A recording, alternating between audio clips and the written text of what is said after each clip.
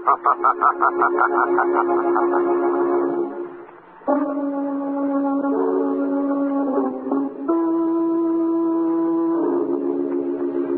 shadow who aids the forces of law and order is in reality Lamont Cranston, wealthy young man about town. Years ago in the Orient, Cranston learned a strange and mysterious secret, the hypnotic power to cloud men's minds so they cannot see him. Cranston's friend and companion, the lovely Margot Lane, is the only person who knows to whom the voice of the invisible shadow belongs. Today's drama, A Gift of Murder.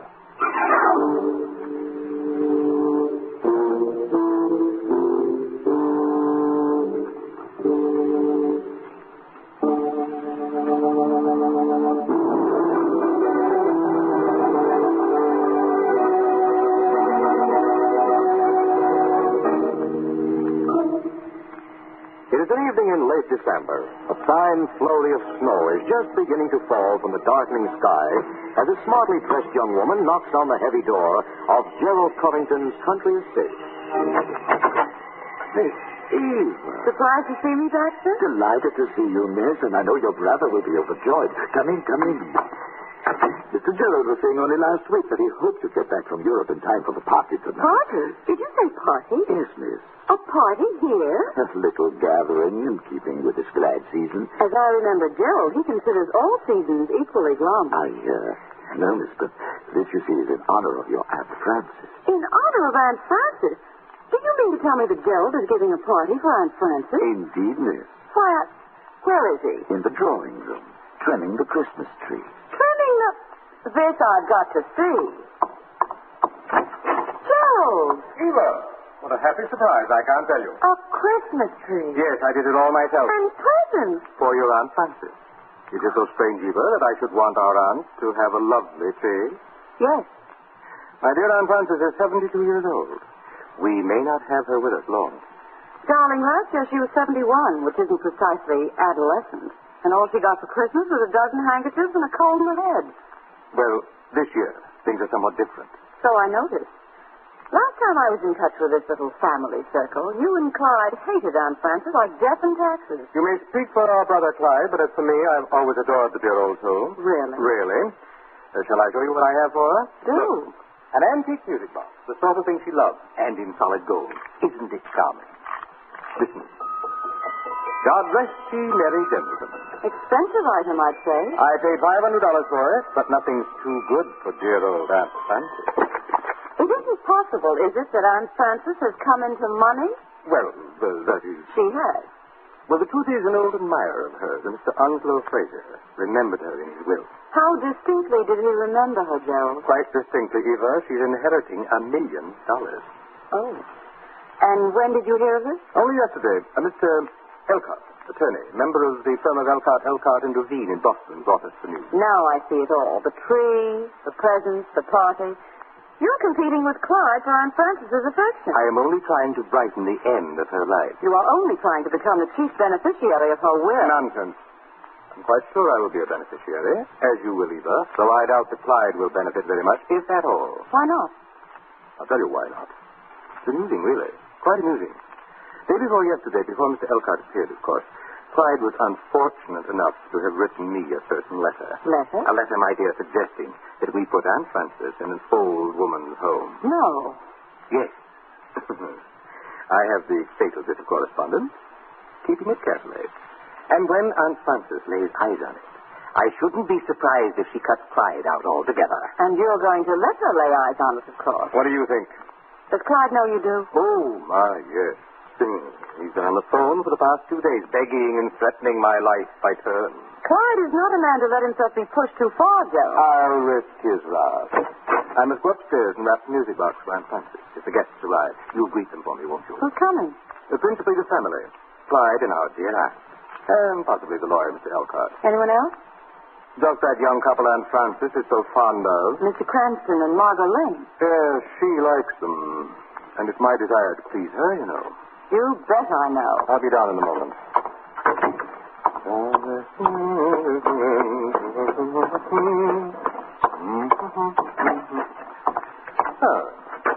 okay. This white piece of paper, I think, will be fitting. And the bright red ribbon for the holiday touch. Who's that? Oh, come in. I'll be finished with this wrapping in a moment. There, now, I think this makes a very charming little gift, don't you? I said, don't you? I said...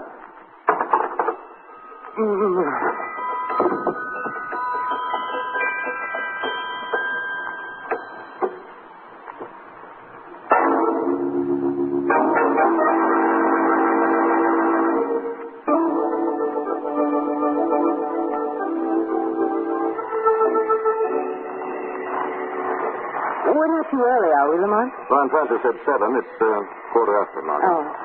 The perfect night for a holiday party. Perfect. Whirling snowflakes by special arrangement with the weatherman. Just for Aunt Frances' sake. Of course. What do you say we lend the scene the crowning touch of a Christmas carol before we make an entrance? I'd be glad to try. Very good, milady. We shall fill the night with music. Of a sort. Me, me, me, me. Me, me. God rest ye merry gentlemen, let nothing you dismay. What was that? Sounds as if something has someone very much dismayed. Lamont. Ring the bell. Baxter. Miss Lane, Mr. Cranston. What's the matter? You ought to have seen a ghost. Not a ghost, sir.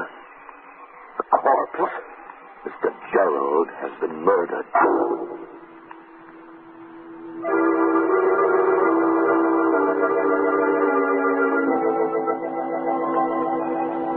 Gerald. When did this happen? Not 5 minutes ago, sir, Mr. Gerald came up here to his study to wrap this music box. And the next thing we knew, the shot was fired. Anyone else in the house besides you and Miss Eva? No. Yes. What? Mr. Clyde was here, miss. He rang the bell just after Mr. Gerald went upstairs. Where did he go? He pushed me aside and followed Mr. Gerald to his study. Look at this in the ashtray. A cigar. Still warm, too. One of Mr. Clyde's brand. Clyde murdered Gerald. No. He looked angry, but when I tried to stop it, he said he had to see Mr. Gerald on a matter of great urgency. What sort of matter? Something about a letter. A letter? Yes, there was a letter. Gerald told me about it just before he came upstairs. It must have been somewhere in the study, probably the desk. He said he was keeping it to hold over Clyde's head. Yes, here it is. I'm afraid I'm a little baffled. It's only too simple. In this letter, Clyde suggested putting Aunt Frances in an old woman's home. What? But Aunt Frances just inherited a fortune. This letter was written day before yesterday. It wasn't until the next day that Mr. Elkhart appeared with the news about Onslow Fraser's will. But it's perfectly obvious what happened, isn't it? Mr. Clyde killed Mr. Gerald to get the letter back. But if he did, why didn't he take the letter with him? It's probably because you two came running too quickly. Yes. And not having gotten the letter, don't you think Clyde may still be somewhere in this house, waiting his chance? If he is, I suggest Baxter be very careful. Why, sir? Because you know too much, and he knows you do. You think He just killed one man, hasn't he? Listen. Someone moving about downstairs. Clyde, what are you going to do, Lamont? Don't worry, darling. Who's down there? Who is it? Answer me or I'll shoot. You wouldn't shoot a defenseless old woman, would you? And so near Christmas Eve. Aunt Frances. Thank heavens. Lamont, let's go down before she comes up and sees Gerald. You go ahead, darling. I'll join you in a moment. Hello, Aunt Frances. Margot and Eva, dear little Eva, when did you get back, child? Just today, Aunt Frances. Surprised to see me? Surprised and happy. But then all the surprises I've gotten lately have been happy ones. Which reminds me, Miss Lane, Miss Covington, this is Miss Elkhart, of Elkhart and DeVere. How do you do? Charmed, Miss Lane? You're the lawyer who brought the news about Onslow Fraser's will, aren't you? One and the same, Miss Covington. And happy I was to bear such tidings, just at this joyful season. I should say. Speaking of this joyful season, isn't there something in the drawing room that Aunt Frances should see, Eva? There certainly is. What? Now, you're not to ask questions. Just stand where you are. Make it easy. Now then, Margot, open the door. Merry Christmas, Aunt Frances. For me? All for you. A lovely tree. Indeed, a very lovely tree. It's so beautiful. It's really so beautiful. Now then, my dear. It's been so long since I had a real Christmas. I've forgotten how wonderful it can be. Yes, one does forget how wonderful things can be. You rang for me, Miss Eva? Yes, Baxter. Merry Christmas, Baxter. The same to you, Aunt Frances. Let's have the eggnogs now, Miss Eva. I can't think of a better time. Shouldn't we wait for Gerald? Oh, I don't think so, Aunt Frances. And Clyde. Where's Clyde? Right here, Aunt Frances. Clyde! You don't think I'd miss your party, do you? Merry Christmas, Aunt Frances. And may you wear these for many, many happy years to come. For me, Clyde? For you. Oh, pearls. A choker of perfectly matched pearls. Miss Elcott, look. Exquisite. Really exquisite. You must have spent a fortune on these, Clyde. And I haven't a thing for you. That doesn't matter, Aunt Frances. Oh, but it does. I'm rich now, you know, and I insist that you tell me exactly what you like for Christmas. I'd like you to be well and happy. Oh, that's very sweet. But isn't there something you'd really like to have? I think I can tell you what Clyde would really like to have, Aunt Frances. What's that, Eva? A letter. Miss Eva, Just what are you talking about, Eva? A letter, Clyde. A letter that you wrote Gerald day before yesterday. I never wrote Gerald a letter. Oh, no? How peculiar. And I have it right here, signed by you. May I see that? No, you may not. May I see that, Eva? You may not, May I see Clyde. it now, Eva? Mr. Covington. He's got a gun. Hand it over. Come on. Give it to me. Thank you. Clyde, what's the meaning of this? There's no time to explain just now, Aunt Frances. I must go. However, I beg you not to believe any of the poisonous lies these people may tell you about me behind my back. I want you to know that I do wish you the very merriest... Drop that phone. Don't throw on me. Drop it. Drop it back. Pick up that gun, Baxter. Yes, sir. What do I do now, Take sir? Mr. Clyde up to the study and hold him there till the police arrive.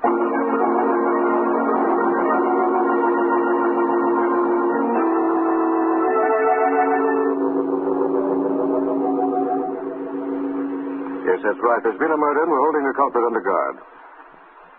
Yes, I suggest you get here as fast as you can. Are the police coming, Mr. Cranston? Immediately, Mr. Elcott.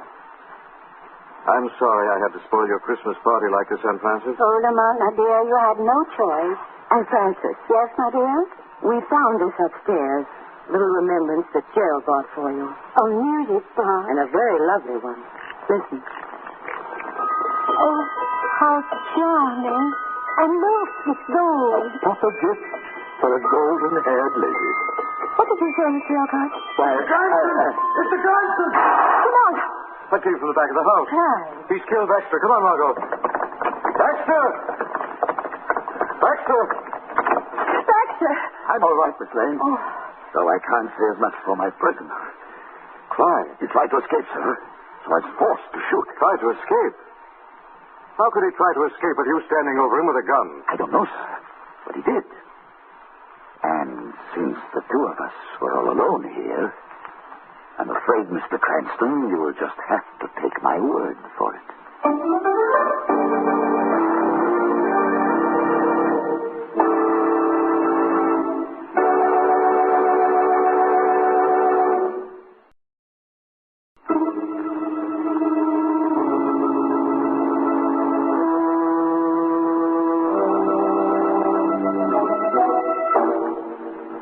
When Margot and Lamont heard the shot from the rear of the Covington mansion, they found Baxter standing over Clyde Covington, a smoking revolver in his hand.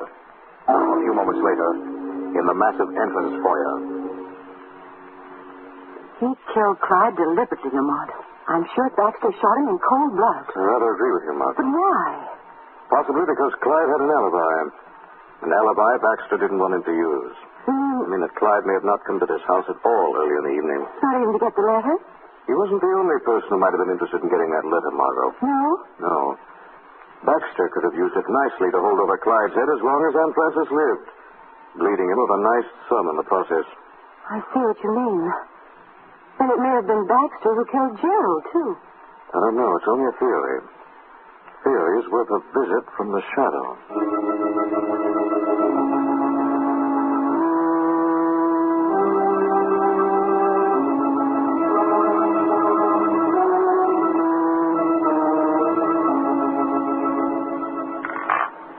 God rest your memory, gentlemen.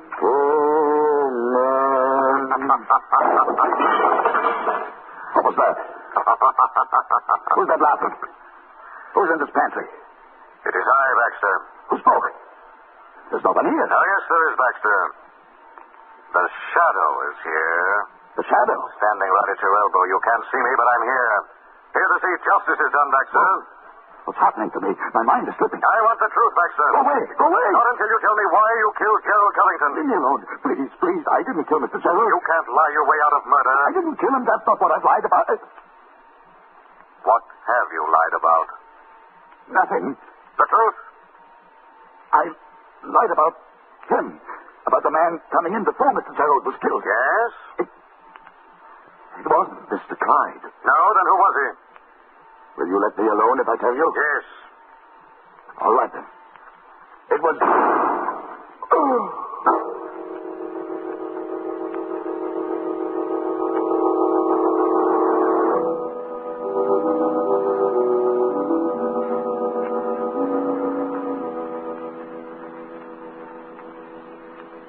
Lamont, is Baxter going to be all right? Yes, the bullet grazed his skull. He's unconscious, but he'll live.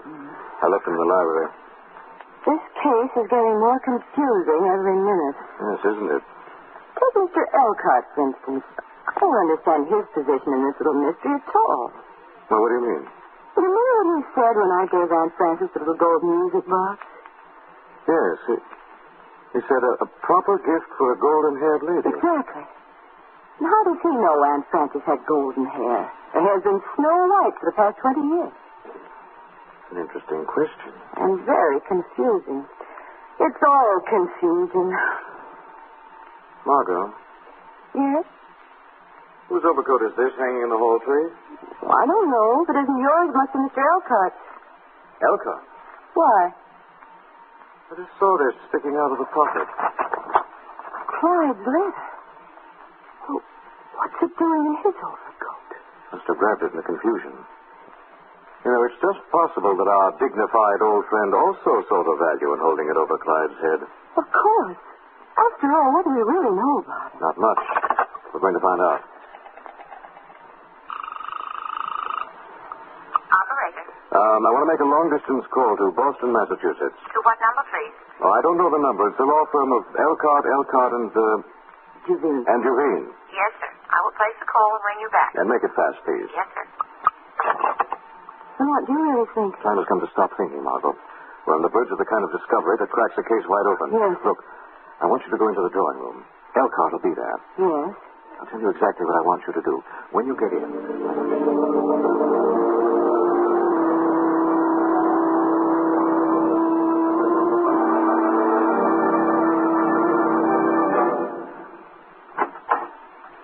Come in, Miss Lane.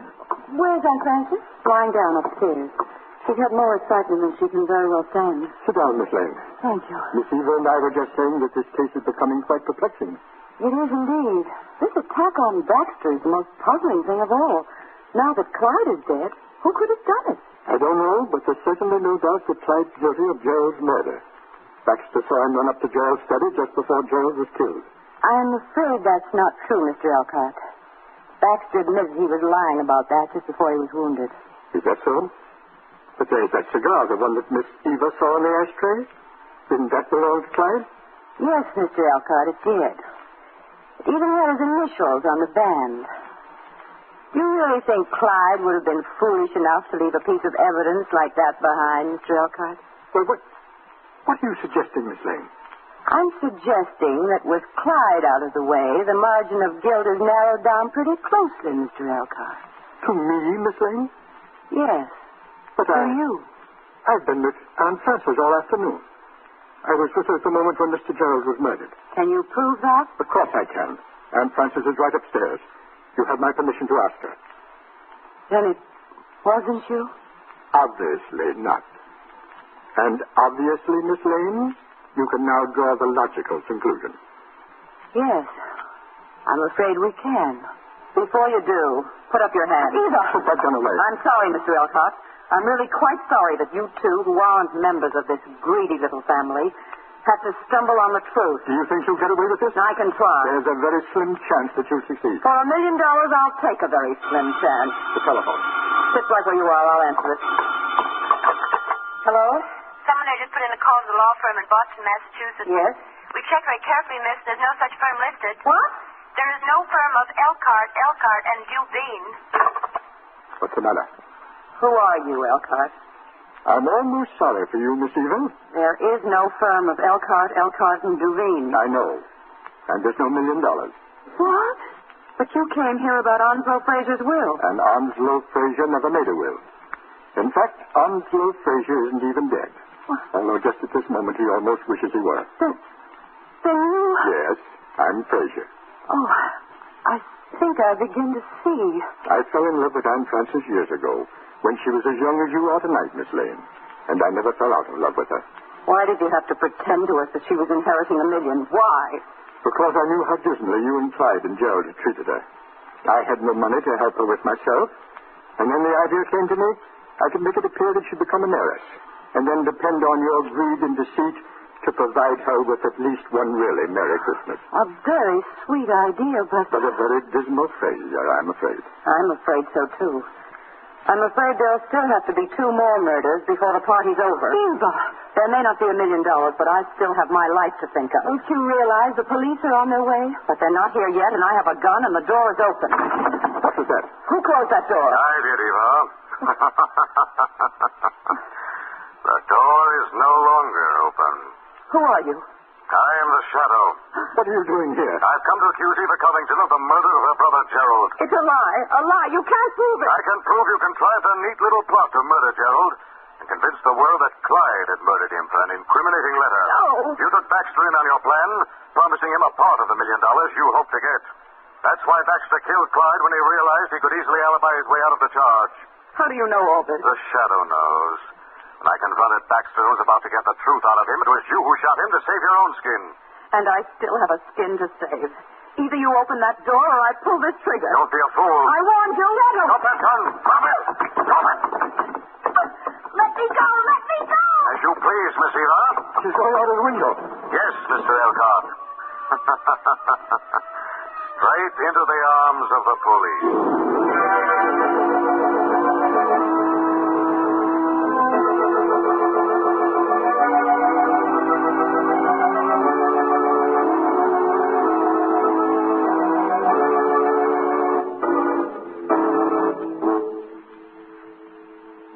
Found a letter in your overcoat, and I thought you were the murderer, Mr. I Elkhart. picked it up and hidden it so that Aunt Frances wouldn't see it, Miss Lane.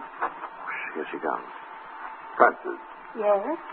I want you to know how sorry I am. Sorry? Why? I've made a tragic mistake.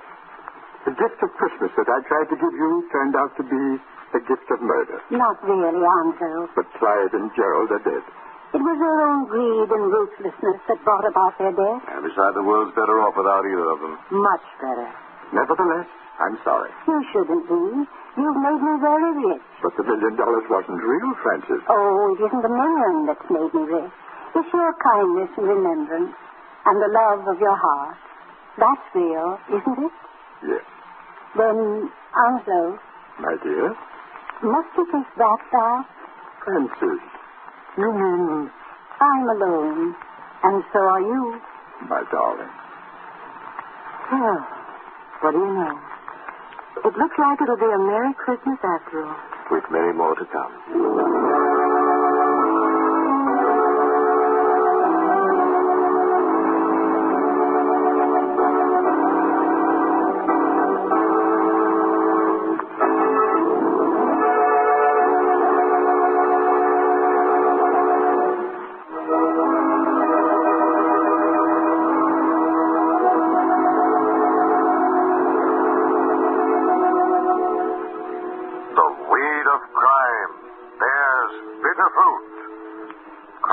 Does not pay. The Shadow knows.